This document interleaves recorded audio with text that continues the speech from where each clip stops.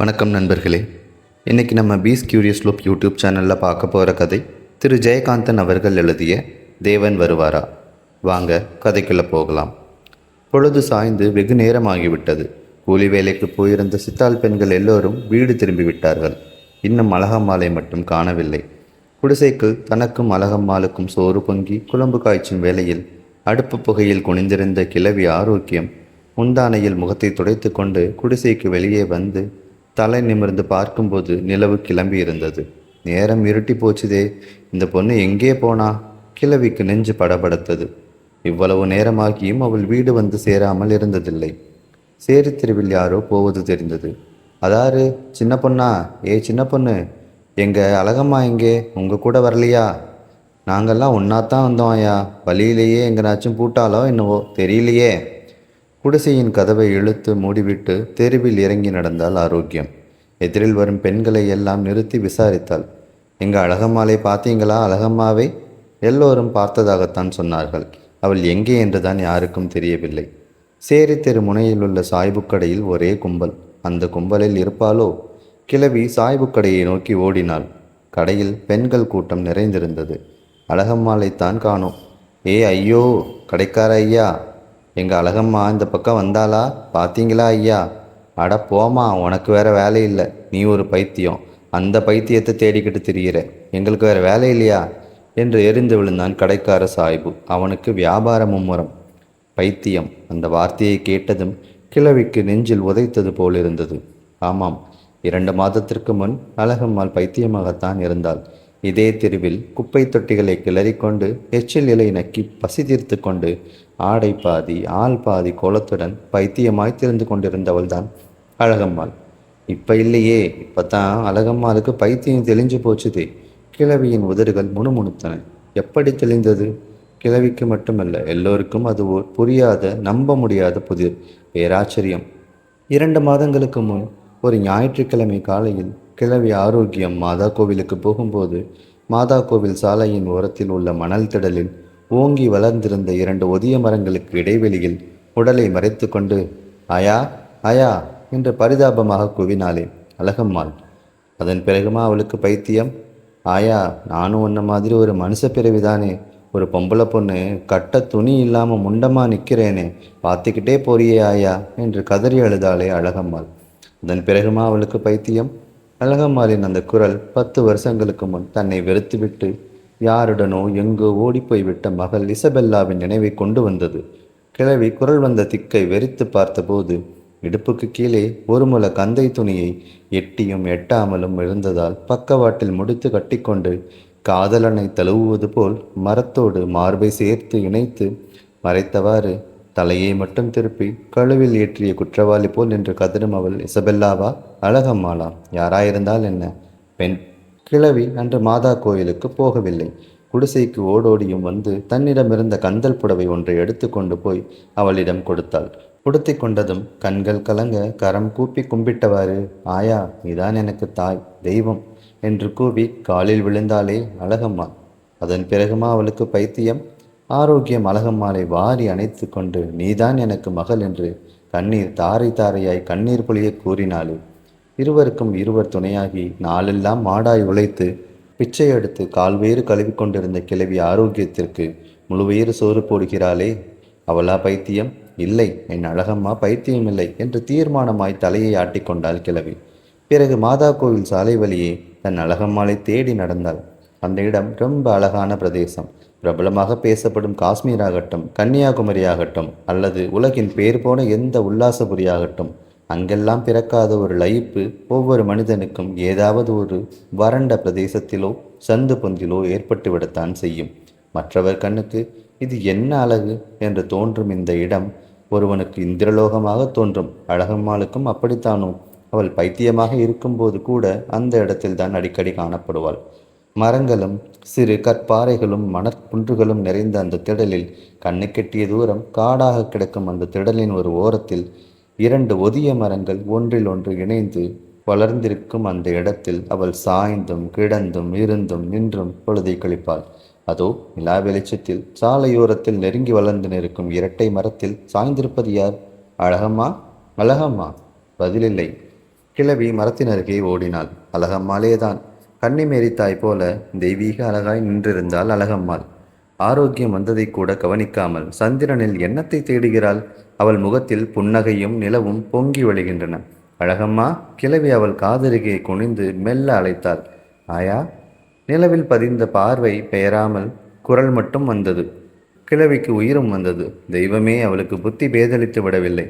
கிழவி தன் உடலில் சிலுவை குறியிட்டு கொண்டாள். ஆயா! இப்பொழுதும் அவள் பார்வை நிலவில்தான் இருந்தது. என்னாடி கண்ணே? அதோ நிலாவிலே பாரு. கிழவியின் வரி விழுந்த முகத்தில் இடுங்கி கிடந்த ஒளியிழந்த விழிகள் நிலவை வெறித்து விழித்தன. அதோ நிலாவிலே பாரு. நான் தினம் உன்னை கேட்பேனே, தேவன் வருவாரான்னு. கிழவிக்கு தினசரி தன்னிடம் அவள் கேட்கும் அந்த கேள்வி ஞாபகத்துக்கு வந்தது. பல மணி நேரம் மௌனமாய் இருந்துவிட்டு திடீரென அவள் கேட்பாள். ஆயா, தேவன் மறுபடியும் வருவாரா?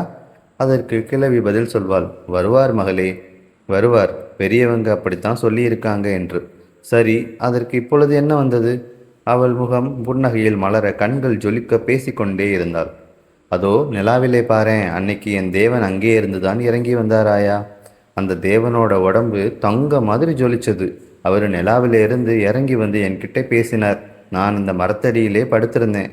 அவரை பார்த்து சிரித்தேன். நிலவுக்கும் தரைக்குமா சரிவா ஒரு பாலம் மாதிரி போட்டிருந்தது. அவர் வரும்போது அந்த பாதை மறைஞ்சு போச்சு. ஒவ்வொரு அடி எடுத்து வைக்கும்போதும் அந்த பாலம் ஒவ்வொரு அடி மறைஞ்சு போச்சு. அதை பார்க்கும்போது கண்ணும் நெஞ்சும் நிறைஞ்சு எனக்கு மூச்சே நின்று போகிற மாதிரி இருந்தது. அவர் எனக்கு பணம் காசெல்லாம் தரேன்னாரு. நான் வேணாம்னு சொல்லிட்டேன். உனக்கு என்ன வேணும்னு கேட்டார். நீங்கள் தான் வேணும்னு சொன்னேன். அந்த தேவனோட நிழல் என் மேலே விழுந்தது. நிலாவிலேயும் விழுந்தது. நிலா கருப்பாயிடுச்சு. என் உடம்பும் இருண்டு போயிடுச்சு. நான் கண்ணை மூடிக்கிட்டேன். 100 100ஆ, 1000 கோடியா, வானத்தில் நட்சத்திரம் இல்லை. அந்த மாதிரி நிலா கூட்டம் என் கண்ணுக்குள்ளேயே சுற்றி சுற்றி வந்தது. வெளியே உலகம் பூராவும் ஒரே இருட்டு. என் உடம்புக்குள்ளே மட்டும் வெளிச்சம், வெளிச்சம், ஒரே வெளிச்சம். வெளியிலே இருந்த வெளிச்சமெல்லாம் என் உள்ளே புகுந்துக்கிட்டது. அந்த வெளிச்சம் கொஞ்சம் கொஞ்சமாக உடம்பு பூரா பரவிக்கிட்டு இருந்தது.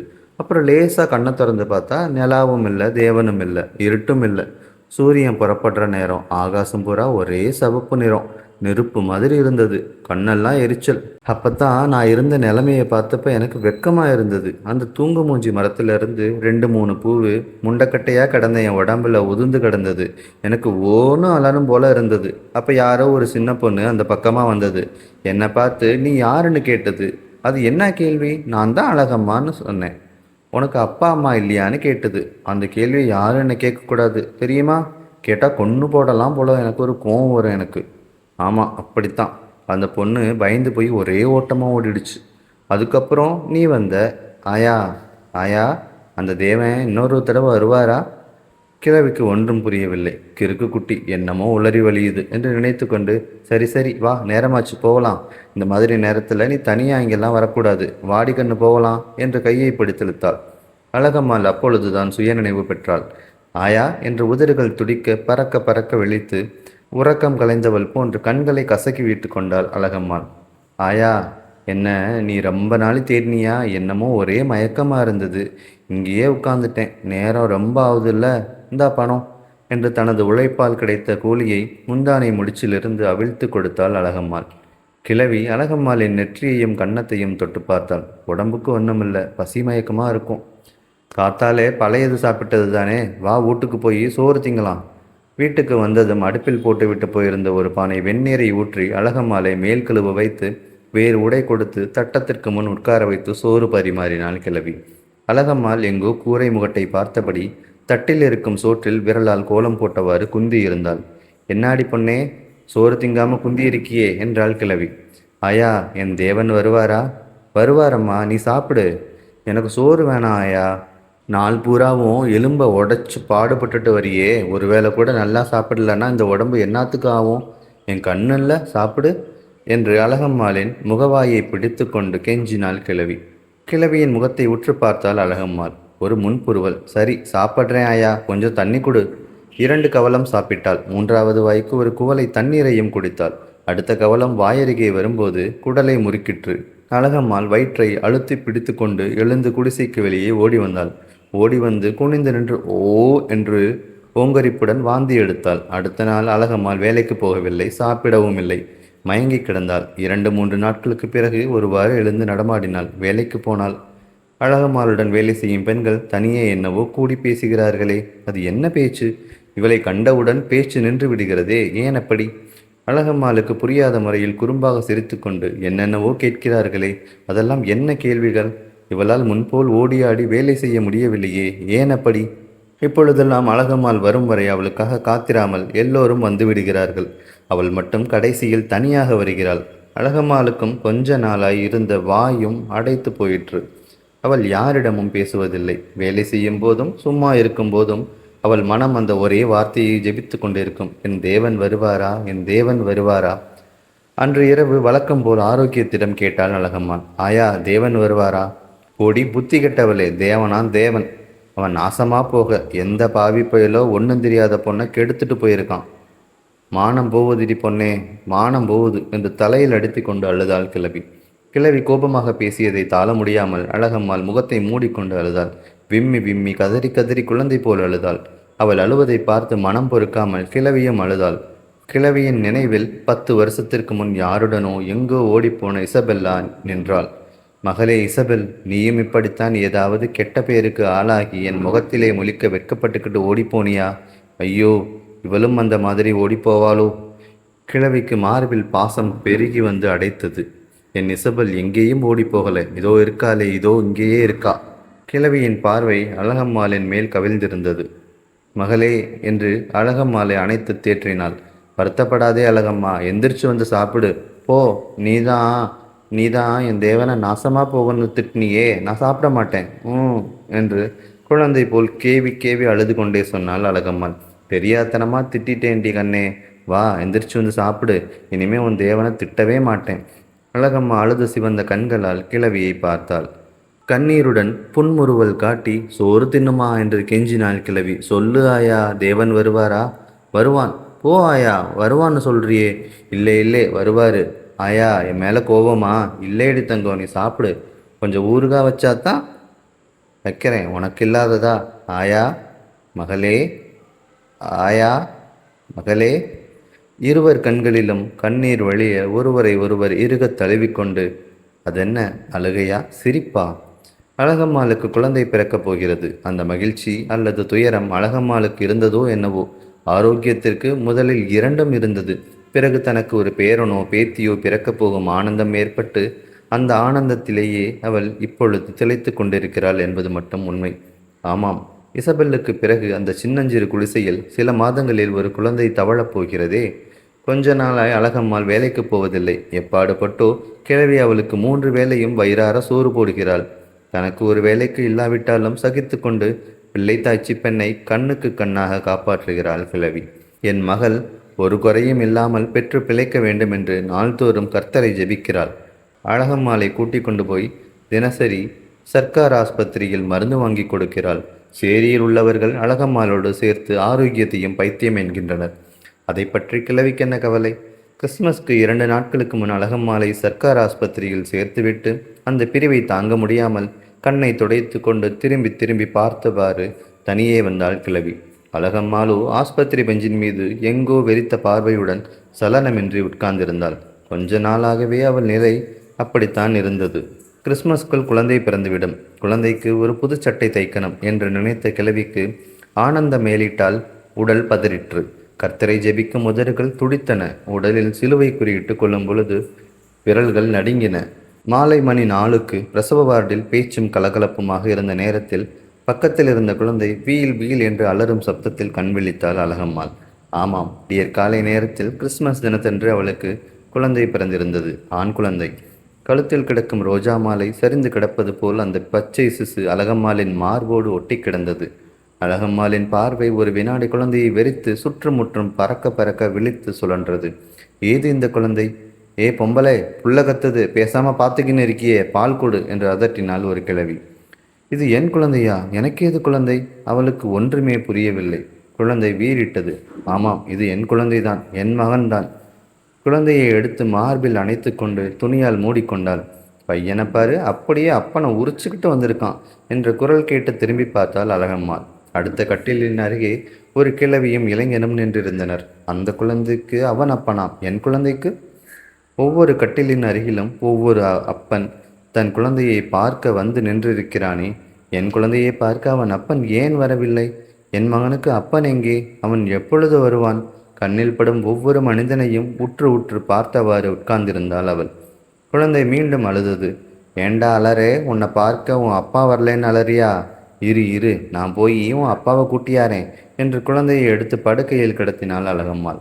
கிறிஸ்துமஸுக்காக குழந்தைக்கு சட்டை தைத்து கொண்டு ஆஸ்பத்திரிக்கு வந்த ஆரோக்கியத்திற்கு தலையில் இடி விழுந்தது போலிருந்தது. கட்டிலின் மீது குழந்தை கிடக்கிறது. அழகம்மாளை காணோம். எல்லோரும் தேடுகிறார்கள். கிழவி நெஞ்சை பிடித்து கொண்டு உட்கார்ந்து விட்டாள். அப்பொழுது திடீரென அவளுக்கு முன்பொரு நாள் அழகம்மாள் காணாமல் போய் கண்டுபிடித்த நிகழ்ச்சி நினைவுக்கு வந்தது. உடனே எழுந்து மாதா கோயில் சாலையில் இருக்கும் அந்த இரட்டை மரத்தை நினைத்து கொண்டு ஓடினாள். ஆனால் ஆஸ்பத்திரியை விட்டு வெளியே வந்ததும் அதற்கு மேல் நகர முடியாமல் திகைத்து நின்றாள் கிழவி. எதிரில் இருக்கும் பஸ் ஸ்டாண்டில் நின்றிருக்கும் அழகம்மாளை கண்டுவிட்ட ஆனந்தத்தில் விளைந்த திகைப்பா? பஸ் ஸ்டாண்டில் நின்று கொண்டிருக்கும் அந்த மனிதரிடம் அழகம்மாள் என்ன பேசி கொண்டிருக்கிறாள்? சிச்சி போ என்று விரட்டுகிறாரே அந்த மனிதர். பிச்சையா கேட்கிறாள்? என்ன பிச்சை? கிழவி மகளை நெருங்கி ஓடினாள். அதற்குள் அழகம்மாள் சற்று தள்ளி நின்றிருந்த இன்னொரு இளைஞனை நெருங்கி என்னவோ கேட்டாள். அவள் குரல் இப்பொழுது கிழவியின் செவிகளுக்கு தெளிவாக கேட்டது. என்னாங்க என்னாங்க, உங்கள் மகனை பார்க்க நீங்கள் ஏன் வரல? அப்பாவை பார்க்காம அவன் அழுவுறானே, வாங்க நம்ம மகனை பார்க்க வாங்க என்று அந்த வாலிபனின் கையை பிடித்து கொண்டு கெஞ்சுகிறாள். அவன் பயந்து போய் விழிக்கிறான். மகளே என்று ஓடி வந்தாள் கிழவி. திரும்பி பார்த்த அழகம்மாள் கிழவியை அடையாளம் கண்டுகொள்ளாமல் விழித்தாள். என் குழந்தைக்கு அப்பா எங்கே? அப்பா? அந்த ஒரே கேள்விதான். நீ வாடி கண்ணே என்னோட. இதோ பாத்தியா உன் மகனுக்கு புதுச்சட்டை என்று மடியில் வைத்திருந்த சட்டையை எடுத்து காண்பித்தாள் கிழவி. அழகம்மாள் ஒரு வினாடி சட்டையை உற்று பார்த்தாள்.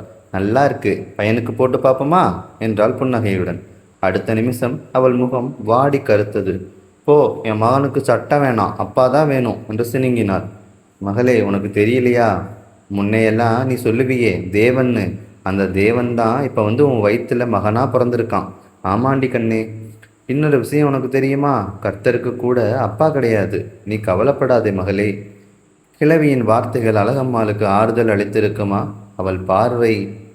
அழகம்மாளின் பார்வை உலகத்திலுள்ள ஒவ்வொரு ஆணும் என் குழந்தைக்கு தகப்பன்தான் என்று கூறுவது போல் எதிரில் வரும் மனிதர்கள் நடுவே தன் குழந்தைக்கு ஒரு அப்பனை தேடி அலைந்து கொண்டுதான் இருந்தது.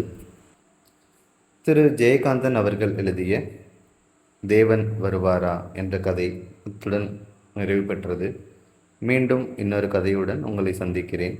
நன்றி, வணக்கம்.